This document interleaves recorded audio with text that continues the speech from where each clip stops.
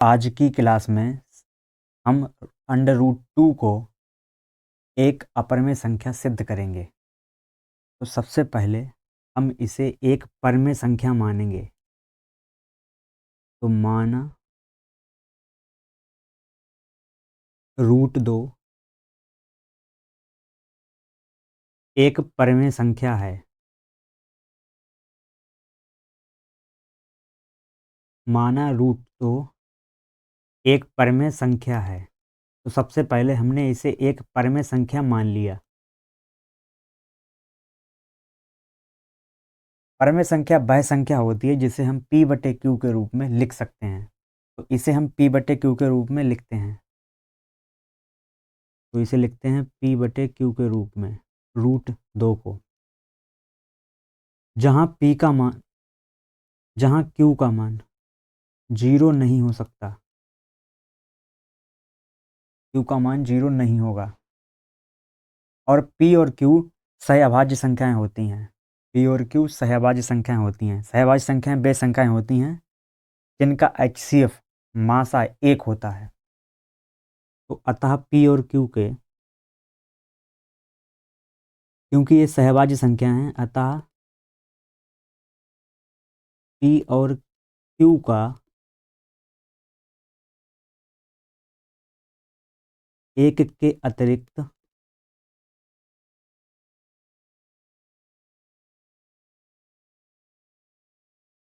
P और Q का एक के अतिरिक्त अभाज्य गुणनखंड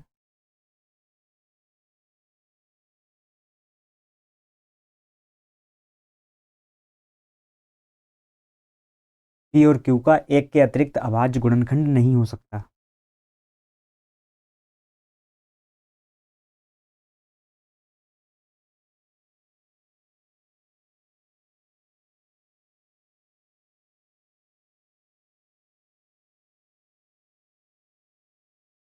अब Q को, ये Q जो बट्टे में है इसे गुणा में भेज देते हैं। तो P का मान आएगा √2Q।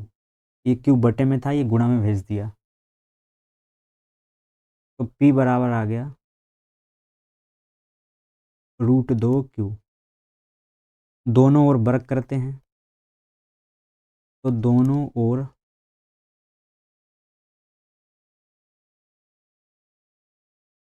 वर्ग करने पर, दोनों ओर वर्ग करते हैं तो ये P का वर्ग होगा P²। √2 का वर्ग 2 ही होगा और Q का वर्ग होगा Q²। इसे मान लेते हैं समीकरण नंबर 1।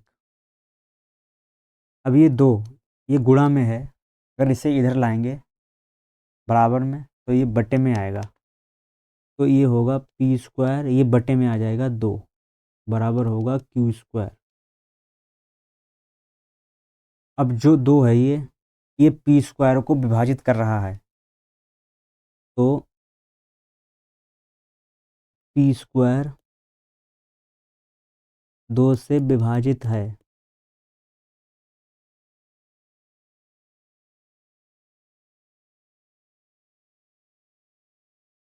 अगर किसी संख्या का स्क्वायर विभाजित है तो वो संख्या भी विभाजित होगी।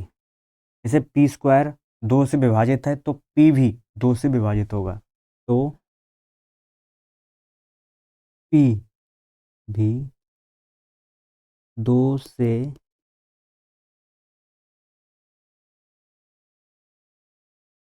विभाजित होगा। जैसे हमने संख्या ले ली 4 और इसका वर्ग है, 4 का वर्ग होता है 16। अगर ये 2 से कट रहा है 16, तो ये 2 से कट जाएगा, 2 अट्ठे 16, 8 बार में। तो 4 भी 2 से कटेगी, तो 2 दूनी 4। तो अगर किसी संख्या का वर्ग एक संख्या से विभाजित है तो वो संख्या भी उस संख्या से विभाजित होगी। जैसे 4 का वर्ग जो है 16, 16 अगर 2 से कट रहा है तो 4 भी 2 से कटेगा या 2 से विभाजित होगा। तो किसी के स्क्वायर विभाजित होने से वो संख्या भी विभाजित होगी।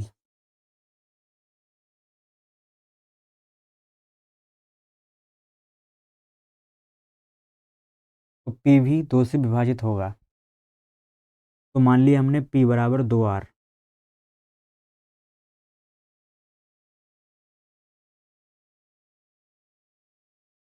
माना p बराबर 2r मान सकते हैं हम, 2r। अब इसका वर्ग करते हैं, p का वर्ग होगा p स्क्वायर, 2 का वर्ग होगा 4 और r का वर्ग होगा r स्क्वायर। अब p स्क्वायर का जो मान है वो आ गया 4r स्क्वायर। अब इस p स्क्वायर के मान को समीकरण 1 में रखते हैं, समीकरण 1 में। तो समीकरण 1 में जब रखते हैं तो p स्क्वायर का मान होगा 4r स्क्वायर, और समीकरण 1 में बराबर में है, p स्क्वायर के बराबर में है 2q square, 2q square. p square के स्थान पे समीकरण 1 में मान आ गया ये 4r स्क्वायर। अब इस 2 से ये 2 काट देते हैं, 2 दूनी होगा 4। अब ये 2 है, ये गुणा में है, ये बटे में पहुंच जाएगा, तो r स्क्वायर बराबर होगा q स्क्वायर बटे 2। क्योंकि 2 है, ये गुणा में है, ये बटे में पहुंच जाएगा, तो q स्क्वायर बटे 2। तो q स्क्वायर भी, q स्क्वायर 2 से विभाजित हो गया, 2 से विभाजित है।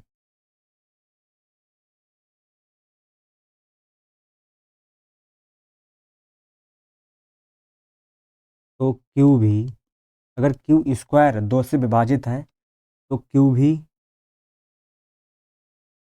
2 से विभाजित होगा।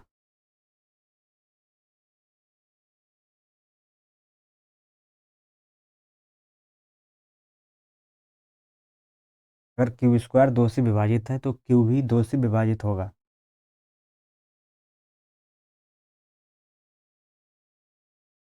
अतः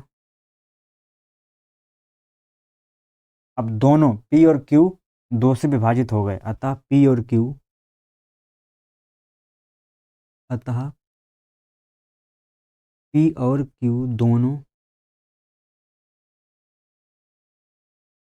2 से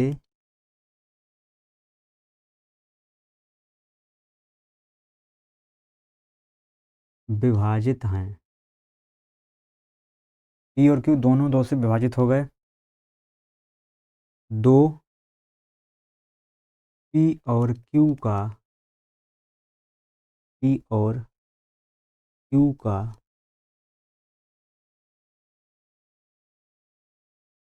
2 p और q का अभाज्य गुणनखंड है, p और q का अभाज्य गुणनखंड है।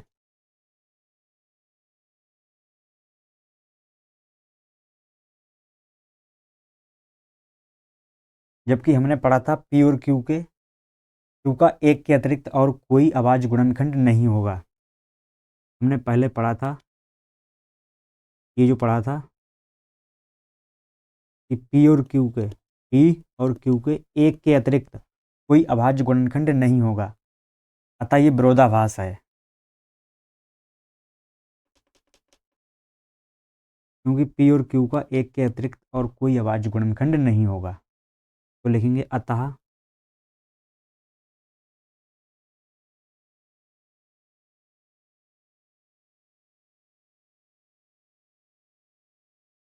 यह विरोधाभास है।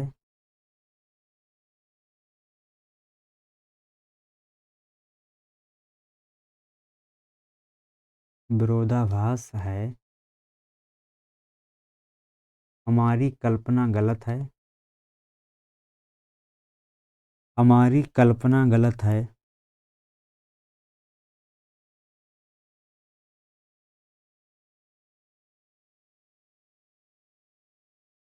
√2 एक परिमेय संख्या न होकर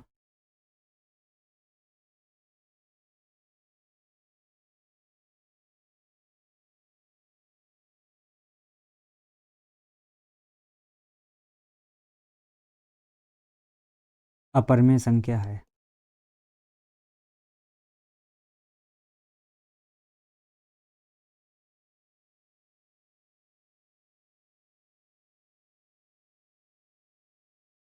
तो √2 एक परिमेय संख्या न होकर अपरिमेय संख्या है। अब इसे एक बार समझते हैं पूरा। तो हमने सबसे पहले √2 को एक परिमेय संख्या माना, जबकि हमें सिद्ध करना अपरिमेय संख्या, तो हम उल्टा लेके चले। तो हमने √2 को एक परमेय संख्या मान लिया। अब परमेय संख्या क्या होती है, जिसे हम p/q के रूप में लिख सकते हैं, तो इसे हमने p/q के रूप में लिख लिया। अब जो q है ये बटे में है, ये गुणा में पहुंच जाएगा, तो p बराबर होगा √2q। अब जो p और q हैं ये सहभाज्य संख्याएं हैं, अतः एक के अतिरिक्त इनका कोई अभाज्य गुणनखंड नहीं होगा। इसके बाद p का मान निकालिए, जो आ गया √2q। अब दोनों ओर वर्ग किया, जो p का वर्ग होगा वो होगा p² और √2 का वर्ग होगा 2 और q का वर्ग होगा q²।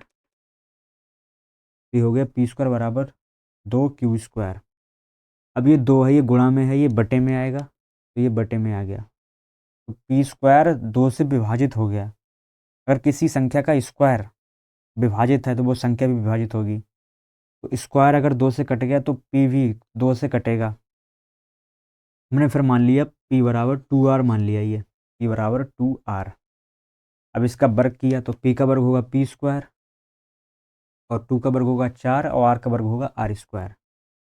अब इसे 2 से काट दिया तो 2 बार में कट गया, ये 2 गुणा में है, ये बटे में जाएगा, तो q²/2 होगा, तो q² भी 2 से विभाजित हो गया ये, तो q² अगर 2 से विभाजित है तो q भी 2 से विभाजित होगा। फिर हमने देखा कि p और q दोनों 2 से विभाजित हैं, तो 2p और q का अभाज्य गुणनखंड होगा। ये विरोधाभास है क्योंकि हमने लिखा था p और q के एक के अतिरिक्त तो कोई अभाज्य गुणनखंड नहीं होंगे, जबकि 2 गुणनखंड हो गया इसका, तो ये विरोधाभास है। तो हमारी कल्पना गलत है, हमने जो माना था वो गलत है। हमने माना था कि √2 एक परमेय संख्या है, तो परमेय संख्या ना होकर क्या होगी, एक √2 एक अपरमेय संख्या होगी, तो √2 एक अपरमेय संख्या है। ऐसे अगला देखते हैं हम, तो हम सिद्ध करेंगे कि √3 एक अपरमेय संख्या है। सबसे पहले हम इसे मानेंगे एक परमेय संख्या, तो माना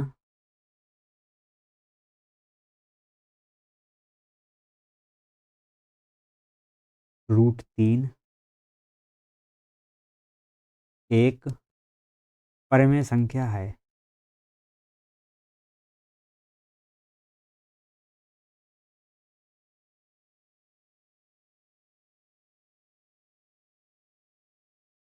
तो हमने √3 को एक परमेय संख्या मान लिया, तो परमेय संख्या है, इसे हम p/q के रूप में लिखेंगे, तो p/q बराबर होगा √3। q बटे में है, ये गुणा में जाएगा। पहले लिखते हैं q का मान 0 नहीं होगा, q का मान 0 नहीं होगा। p और q का एक के अतिरिक्त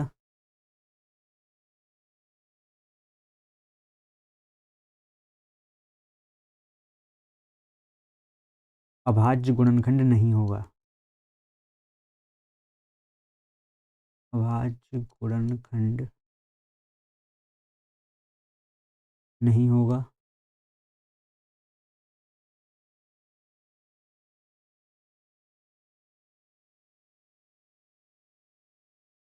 अब p बराबर लिखेंगे,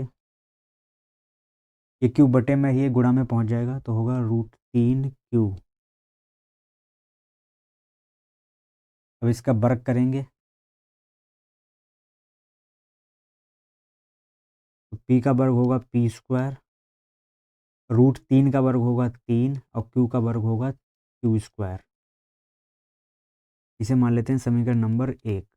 अब ये 3 गुणा में है, ये बटे में आएगा, तो होगा p² बटे में आएगा 3 बराबर होगा q²। जो p² है वो 3 से विभाजित है, 3 से विभाजित है,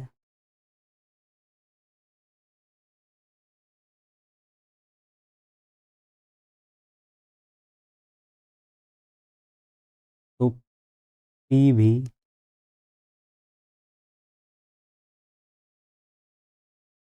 3 से विभाजित होगा।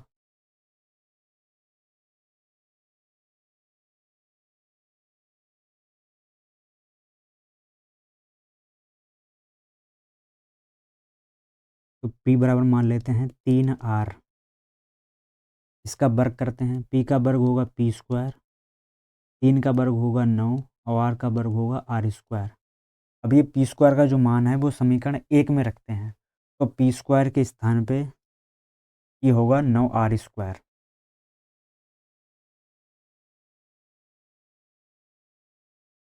जहाँ p स्क्वायर है वहाँ होगा 9r स्क्वायर बराबर होगा 3q स्क्वायर। अब 3 से काटेंगे इसे, ये 9 होगा, तो p स्क्वायर के स्थान पे आएगा 9r स्क्वायर बराबर समीकरण 1 में है 3q स्क्वायर। p स्क्वायर के स्थान पे आ गया 9r स्क्वायर। अब इसे 3 से काटेंगे, 3 3 9 होगा ये, तो r स्क्वायर का मान आएगा q स्क्वायर, ये गुणा में 3 है, ये बटे में आएगा q स्क्वायर बटे 3। तो q स्क्वायर जो है वो 3 से विभाजित है,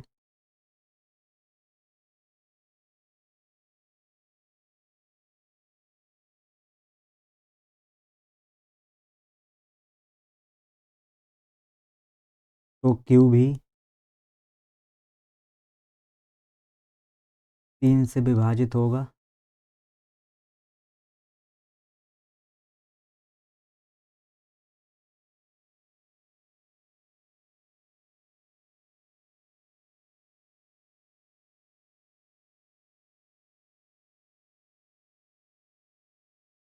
अतः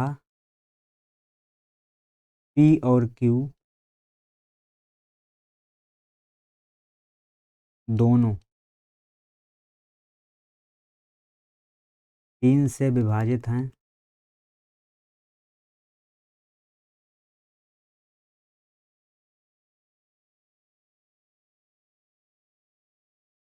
तीन p और q का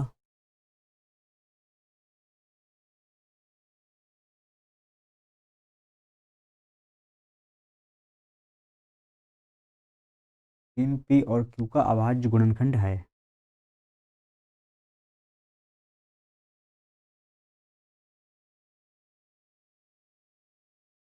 जबकि ये गलत है, हमने लिखा था p और q जो हैं सहअभाज्य संख्याएं हैं, अतः एक के अतिरिक्त इनका कोई अभाज्य गुणनखंड नहीं होगा।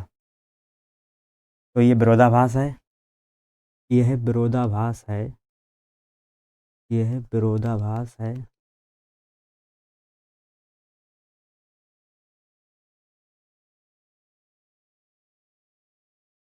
यह विरोधाभास है, हमारी कल्पना गलत है।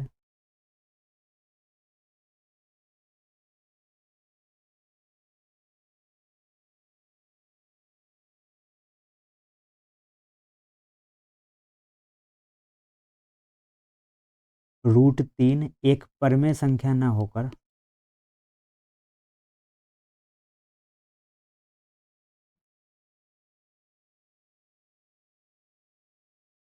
√3 एक परमेय संख्या न होकर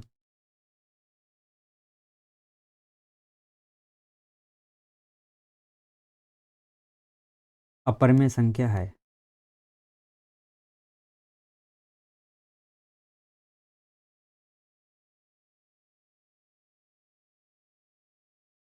तो √3 एक अपरमेय संख्या होगी। अब आपको 2 सवाल स्वयं करने हैं,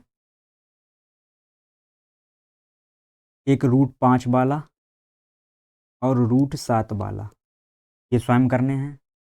तो इसी के अनुसार जैसे हमने √2 और √3 को किया, इसी के अनुसार √5 और √7 होगा।